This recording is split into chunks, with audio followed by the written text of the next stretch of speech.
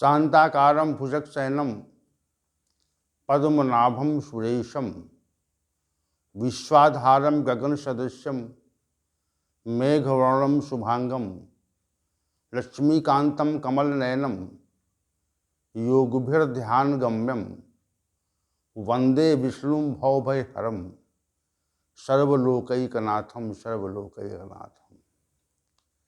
वसुदेवसुतं देवं कंसचाणूरमर्दनं देवकी परमानंदम श्री कृष्णं वंदे जगद्गुरुं कृष्णं वंदे जगद्गुरुं। कृष्णाय वासुदेवाय हरे परमात्मने प्रणतक्लेशनाशाय गोविंदाय नमो नमः गोविंदाय नमो नमः। आज हम सभी पुनः भगवद गीता के इस ज्ञान सत्र में भगवान श्री गोविंद की सानिध्यता में बैठकर भगवद गीता ज्ञान की चर्चा को आगे गति दे रहे हैं। ये जो विशेष सत्र आयोजित होता है, ये संपूर्ण भगवद गीता ज्ञान की व्याख्या को समग्रता से करने के लिए आयोजित हो रहा है और इसमें भगवान श्री गोविंद का विशेष सहयोग है। उनके सहयोग के बिना हम किसी भी प्रकार से भगवद गीता ज्ञान को संपादित नहीं कर सकते। इसलिए हम उनके आश्रय में हैं, हम उनके साथ में हैं और वो हमारे साथ में है। वो हमारे साथ में है, मैं उनके साथ में हूँ। अगर ये भाव प्रबल हो जाए और विशेष रूप से प्रबल हो जाए, ये भाव मन से हटे नहीं। वो हमारे साथ हैं, हम उनके साथ हैं। जैसे संसार में कोई व्यक्ति, विशेष व्यक्ति या विशिष्ट महानुभाव हमारे साथ रहता है तो हमको उसकी सत्ता का आभास हुआ करता है कि उसकी सत्ता है। जब किसी विशिष्ट व्यक्ति के साथ हम रहते हैं तो उसके प्रभाव का, उसकी सत्ता का हमको आभास हुआ करता है और ये लगता है कि हमारे साथ ही व्यक्ति है और तब निश्चिंतता रहती है कि हमारे साथ ये व्यक्ति है, इसलिए हमें बहुत बड़ा संरक्षण मिला हुआ है। और हम सभी ये अनुभव करते हैं कि इस विशिष्ट व्यक्ति की छाया में, छत्र छाया में हमारी कोई हानि नहीं कर सकता। ये भाव मन में रहता है और ऐसा ही भाव भगवान श्री गोविंद के प्रति उपार्जित हो जाए, बैठ जाए कि वो हमारे साथ में हैं, मैं उनके साथ में हूँ, तो निश्चित रूप से हमारा कल्याण हो जाएगा। समग्र ब्रह्मांड का निर्माण करने वाली सत्ता की सानिध्यता का आभास, उसके साथ का आभास, उसके साथ नित्य रहने का जो आभास है, इसी का नाम साधना है, इसी का नाम तपश्चर्या है। और इसी के लिए योगी जन प्रयत्न करते हैं कि मन में वे बैठ जाएं कि भगवान हमारे साथ हैं, ये बात मन में बैठ जाए। इसी के लिए प्रयास होता है और संसार मन में बैठा हुआ तब तक तो साधना नहीं है। साधना उसी स्थिति का नाम है कि श्री भगवान हमारे मन में बैठ जाएं। आइए भगवान श्री गोविंद को प्रणाम करके इस सत्र का शुभारंभ करते हैं। हम सभी ने कल के सत्र में अध्याय संख्या 18 के श्लोक संख्या 29 पर विचार करना आरंभ किया था, जिसमें श्री भगवान ने ये कहा कि बुद्धि और धृति के पृथक पृथक 3 भेद हैं। बुद्धेर भेदम धृतेश्चैव गुणतस्त्रिविधम शृणु प्रोच्यमानम शेषेण पृथकत्वेन धनंजय। हे धनंजय, बुद्धि का और धति का भी गुणों के आधार पर 3 प्रकार का भेद समग्रता से पृथक पृथक रूप से कहा जाने वाला है, और उसका मैं वर्णन कर रहा हूं, उसको तू मुझसे सुन। इसमें श्लोक संख्या 29 में श्री भगवान बुद्धि के 3 भेद और धति के 3 भेद, इस विषय पर आगे चर्चा करना चाह रहे हैं। ये तथ्य श्री भगवान ने इसमें कहा। और बुद्धि के 3 भेद, सात्विक बुद्धि, राजसी बुद्धि और तामसी बुद्धि, और धति के 3 भेद, सात्विक धति, राजसी धति और तामसी धति। तो कल हमारी जो चर्चा हुई थी कि बुद्धि क्या है, जिस तत्व के भेदों के बारे में श्री भगवान आगे वर्णन करना चाह रहे हैं, तो वो आखिर तत्व क्या है, बुद्धि तत्व क्या है और धति क्या तत्व है। बुद्धि तो सामान्य रूप से सब जानते हैं कि बुद्धि के बिना कोई कार्य नहीं होता, और बुद्धि ही हमारे शरीर में सूक्ष्म और विनिश्चयात्मक सत्ता है। उसके द्वारा ही समस्त कर्मों का विनिश्चय निर्धारण होता है, और उसके आदेश से ही समस्त कर्म किए जाते हैं। जो मनुष्य ठीक ठीक कर्म करता है, सम्यक प्रकार से अपने कर्तव्य कर्मों का निर्वहन करता है, तो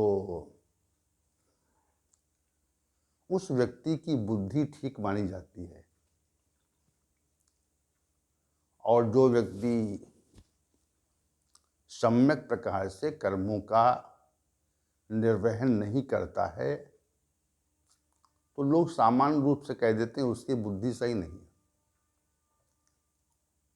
एक सहज भाव है, सहज भाव से लोग कहते हैं कि उसकी बुद्धि सही नहीं है। कोई व्यक्ति अच्छे मार्ग पर चला जाए और अच्छे मार्ग पर जाकर के अच्छा कार्य करने लगे, तो कहते हैं उसकी बुद्धि सही है, वो ठीक कार्य कर रहा है। और कोई व्यक्ति गलत और असामाजिक मार्ग पर जब पहुंच जाता है, तो ये कहा जाता है उसके बारे में उसकी बुद्धि सही नहीं है। तो बुद्धि के स्वरूप को इन्हीं शब्दों से हम समझ लेते हैं कि बुद्धि के सही होने पर सही कार्य होता है, और बुद्धि के बिगड़ जाने पर अच्छा कार्य नहीं होता। ये सहज भाव हम दे रहे हैं इसमें बुद्धि के बारे में। बुद्धि की समझ के लिए जो सहज भाव है यही है कि अगर हम अपने कर्तव्य कर्मों का सही सही पालन कर रहे हैं, तो ये माना जाता है कि बुद्धि सही है। और यदि हम कर्तव्य कर्मों का सही सही पालन नहीं कर रहे हैं, तो ये माना जाता है बुद्धि सही नहीं है। तो इसका अर्थ यह है कि बुद्धि एक विनिश्चयात्मक सत्ता है, जो कर्तव्य कर्मों का या प्रत्येक कर्म के संपादन का आदेश देती है, विनिश्चय करती है। ये कर्म हमें करना है अथवा नहीं करना है। करना है तो निश्चित है करना है, और नहीं करना है तो नहीं करना है। तो ये जो नहीं करना है, इन दोनों का जो विनिश्चय है वह बुद्धि के द्वारा होता है। बुद्धि ही यह निश्चित करती है कि हमें कर्मों का संपादन करना है। तो बुद्धि सबसे महत्वपूर्ण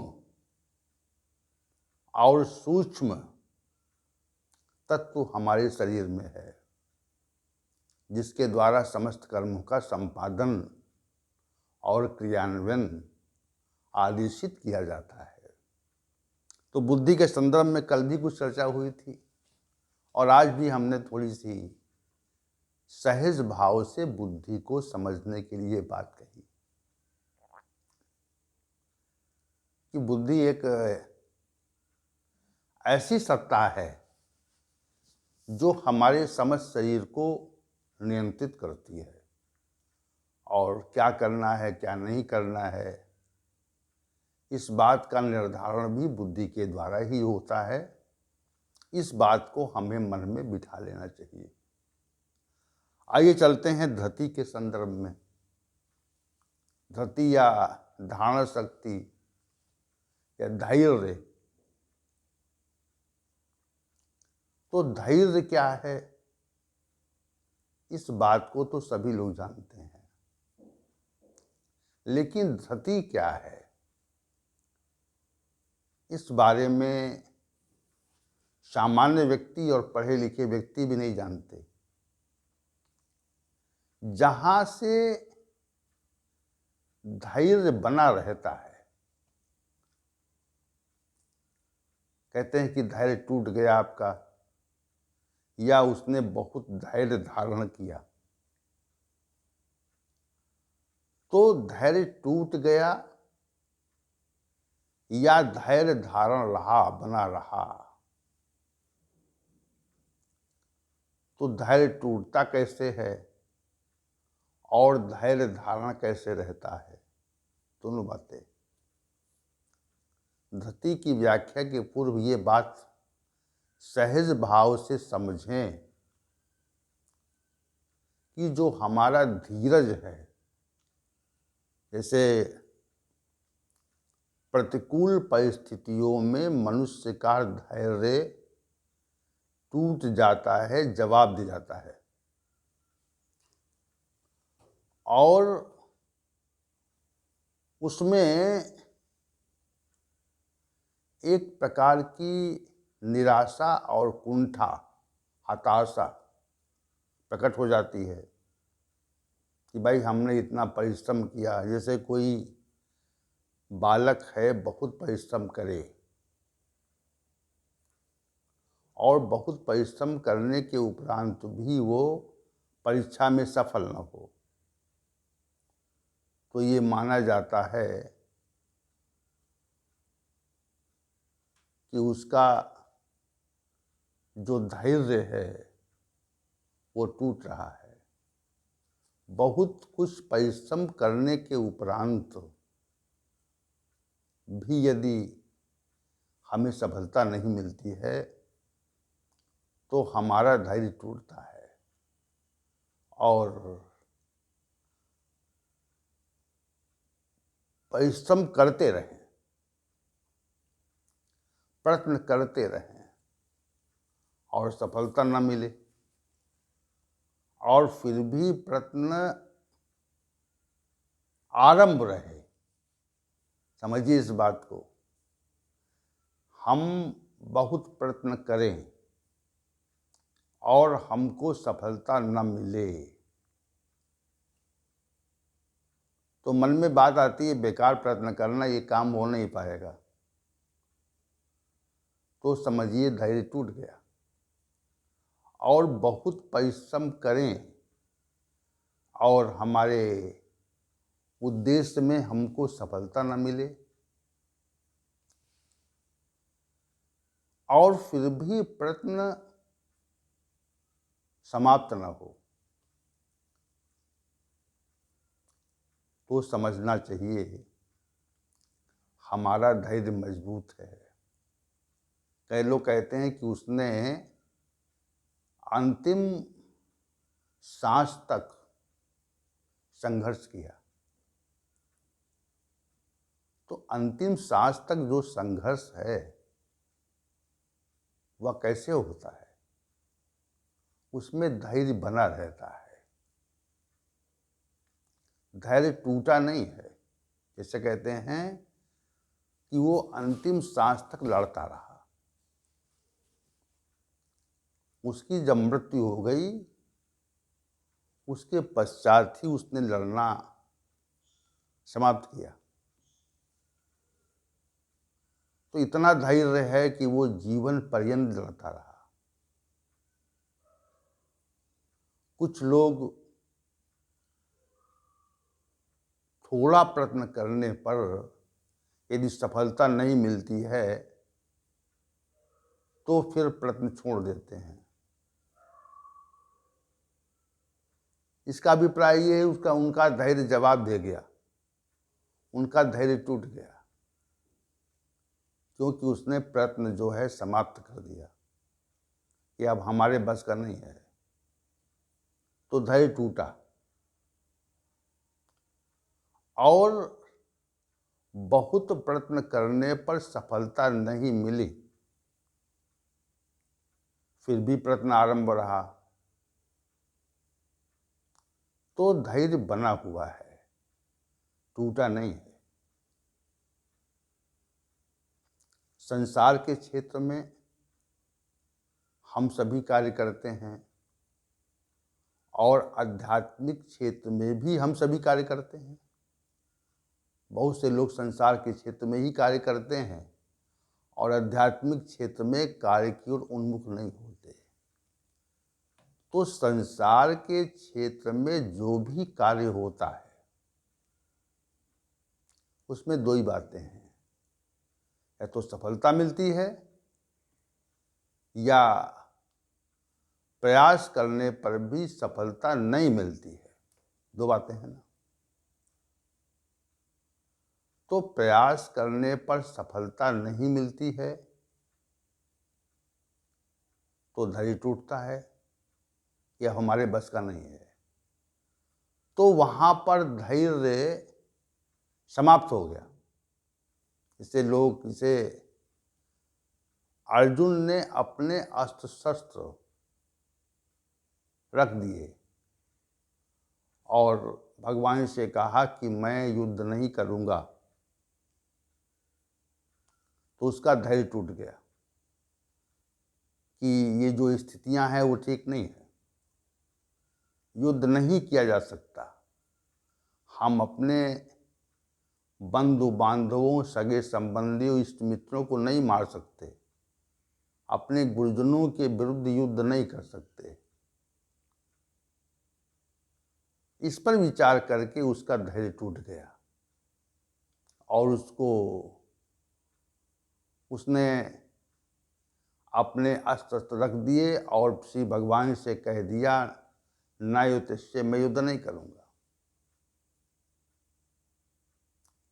धैर्य टूट गया। श्री भगवान ने गीता का उपदेश किया, भांति भांति से उसको समझाया, तब उसने कहा युद्ध करूंगा। युद्ध करूंगा।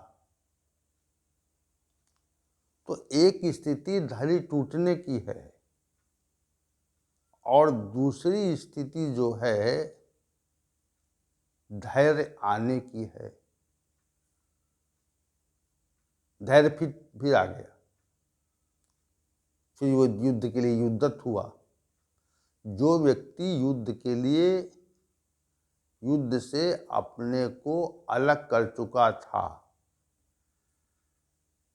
वो व्यक्ति पुनः युद्ध के लिए उद्यत हो गया।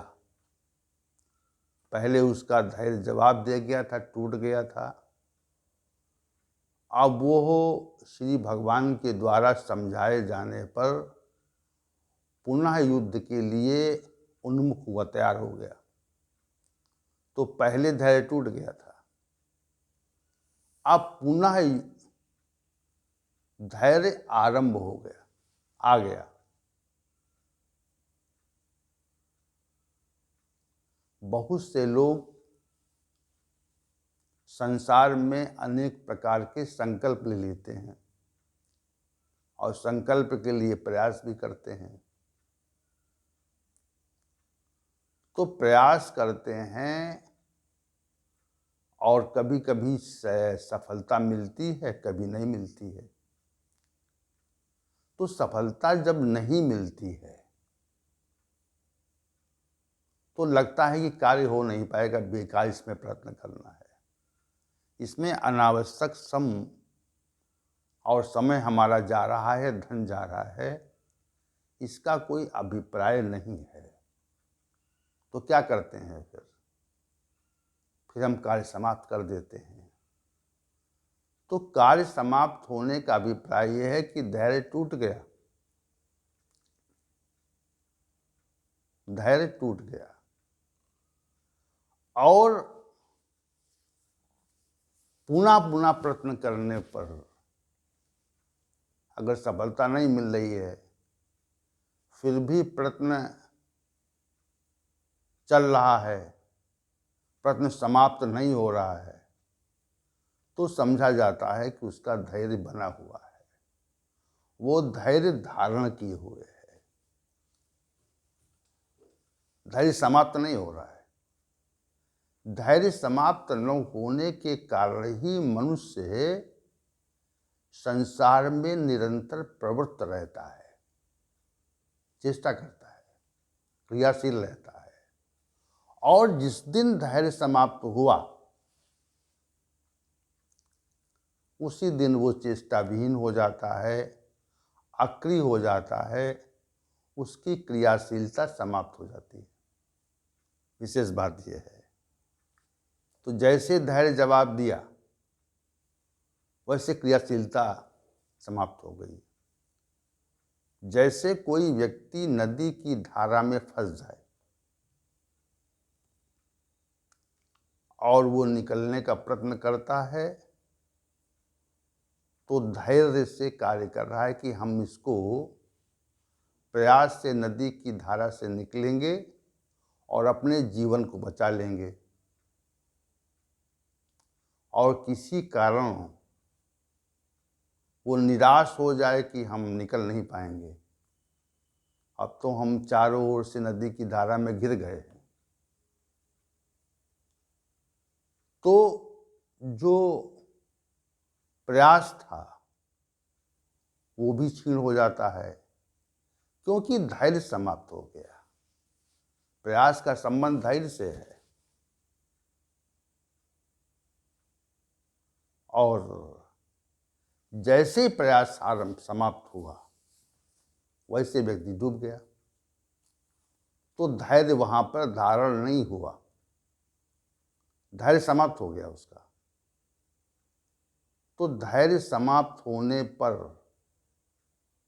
मनुष्य के जीवन का अंत भी हो जाता है। उसी प्रकार सांसारिक क्षेत्र में, प्रत्येक क्षेत्र में बिना धैर्य के कोई कार्य नहीं होता। जैसे विषयी व्यक्ति हैं, तो विषयी व्यक्ति धैर्य धारण किए रहते हैं, क्योंकि उनको विषय के संयोग की आशा होती है। आशा न हो अगर कि कल विषयों का संयोग होगा, तो धैर्य धारण नहीं करेंगे, धैर्य छोड़ देंगे। फिर वो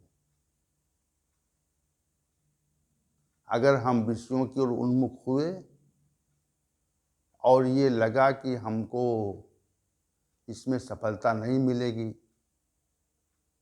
तो फिर हम तत्काल उस विषय के का परित्याग कर देते हैं कि यहाँ हमारा संयोग नहीं होगा। प्रतिकूल परिस्थितियां उत्पन्न हो जाएं, तो प्रतिकूल परिस्थितियों के उत्पन्न हो जाने पर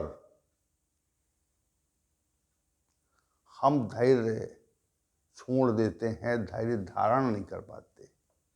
ये विशेष बात है। उसी प्रकार आध्यात्मिक क्षेत्रों में भी, जैसे आध्यात्मिक क्षेत्र में मनुष्य जो लक्ष्य लेकर चलता है, तो चूंकि आध्यात्मिक क्षेत्र तो अव्यक्त क्षेत्र है, संसार का जो क्षेत्र है वो व्यक्त है, और आध्यात्मिक क्षेत्र जो है, आध्यात्मिक क्षेत्र की जो उपलब्धि होती है और जो क्रियाओं का संपादन होता है, उसके पश्चात जो परिणाम मिलता है वो कब मिलेगा कब नहीं मिलेगा यह व्यक्त रहता है, व्यक्त नहीं रहता। जैसे कोई व्यक्ति श्रम कर रहा है, मिट्टी खोद रहा है, तो मिट्टी खुद के जमा होती है ना, वो दिखती है कि ये इतनी मिट्टी हमने खोद डाली। आध्यात्मिक क्षेत्र में ऐसा नहीं है। आध्यात्मिक क्षेत्र में जो भी यत्न किया जाता है वो यत्न अव्यक्त के लिए किया जाता है। जो सिद्धि है वो अव्यक्त है और संसार में जो सिद्धि है वो व्यक्त है, ये अंतर है। आध्यात्मिक क्षेत्र में हम प्रयास करते हैं तो अव्यक्त को व्यक्त करने का प्रयास करते हैं, और संसारी क्षेत्र में व्यक्त को व्यक्त करने का प्रयास करते हैं। ये अंतर है।